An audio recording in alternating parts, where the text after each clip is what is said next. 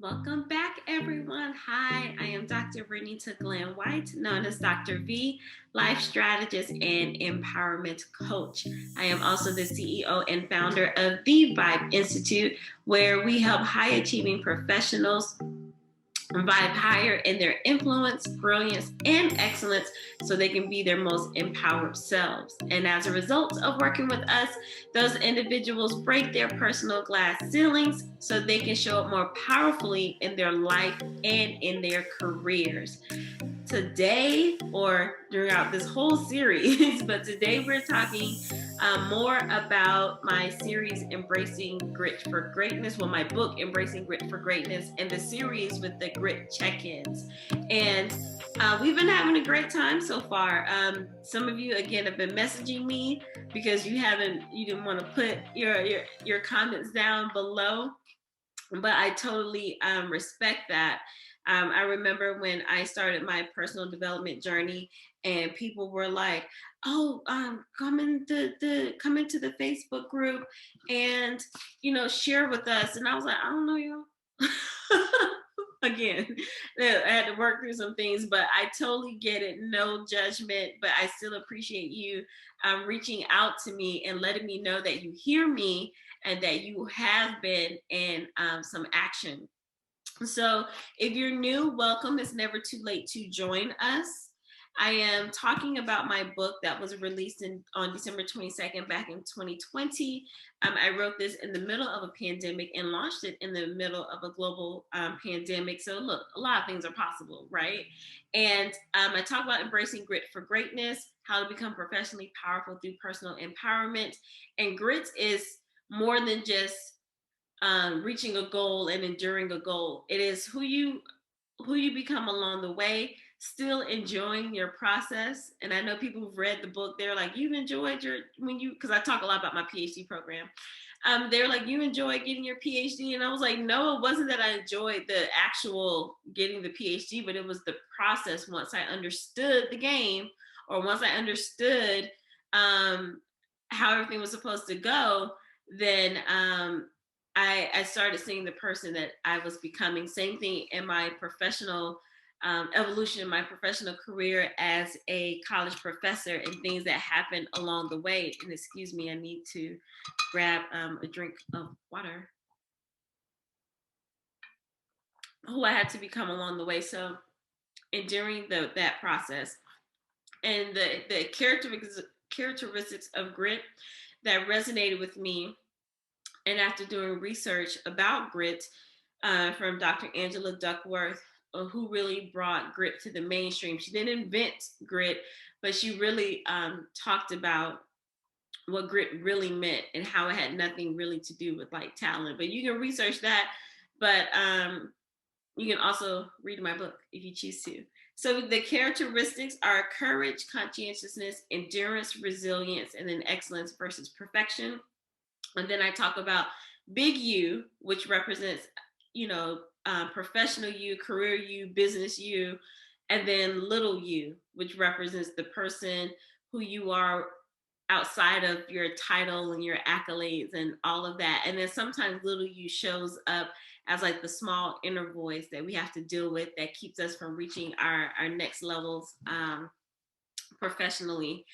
I also read the check-ins with you, and I read them not to insult your intelligence or anything, but just to provide you value. Some people want to hear from the author, like the words behind the words. And then some people may never purchase the book, which is fine too. So I want to make sure that I give you as much value as possible.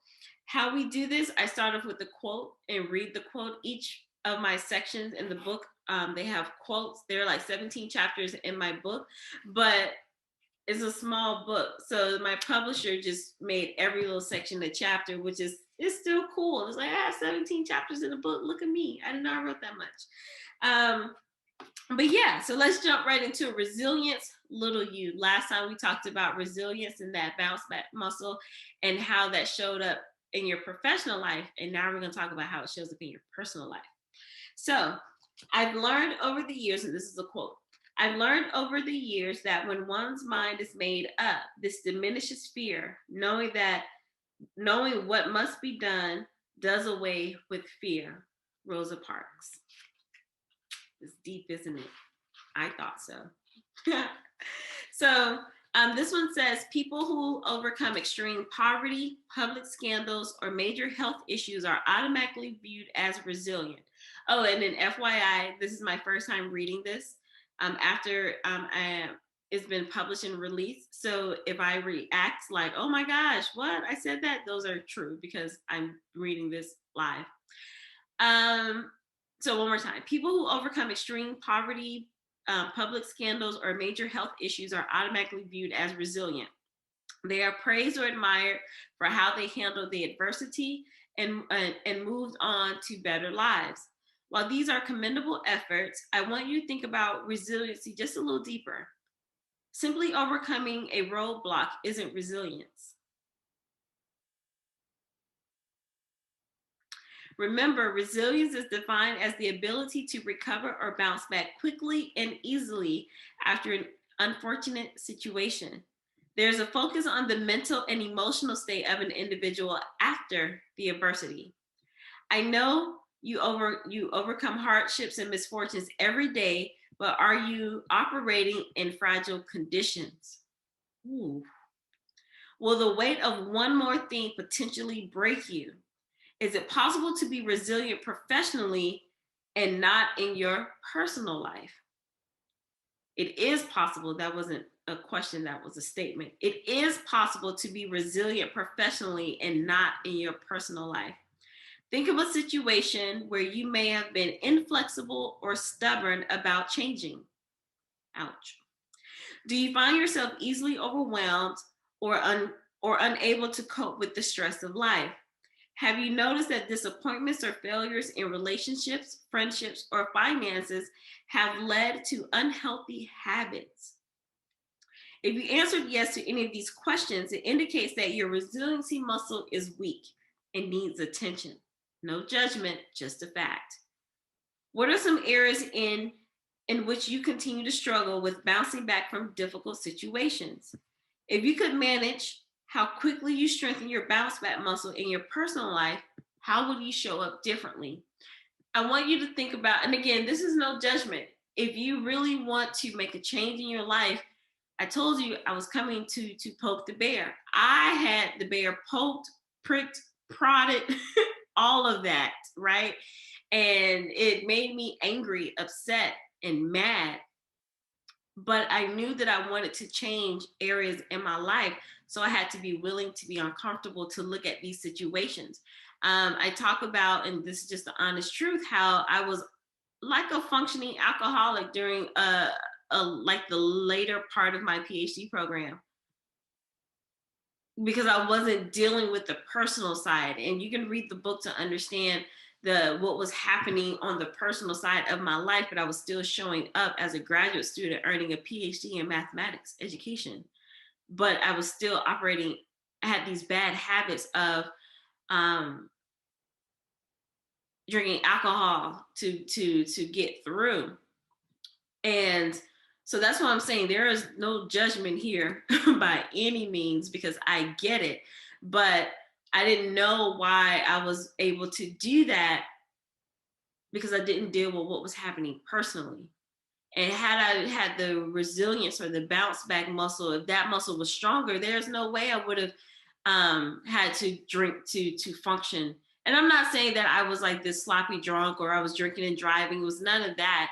It was just if we were at events or at conferences or things like that, I would have a drink. I wasn't driving or anything like that. So you shouldn't do any of that, but definitely it wasn't like that. So I don't need people saying, hey, Dr. V was out here drinking and driving like that. No, that wasn't the case. But I'm just saying, I'm just being very transparent. It's like when we would go to conferences, some of us, me included, will order our coffees and add a little extra to the coffee while we're sitting in meetings and things like that and presentations. And it's like, because of the hell that we had to endure in that, especially the dissertation process, that last little go around. So, But anyway, you can read the book. But I'm just saying, when I said that about the habits, I don't want you to think that you are alone.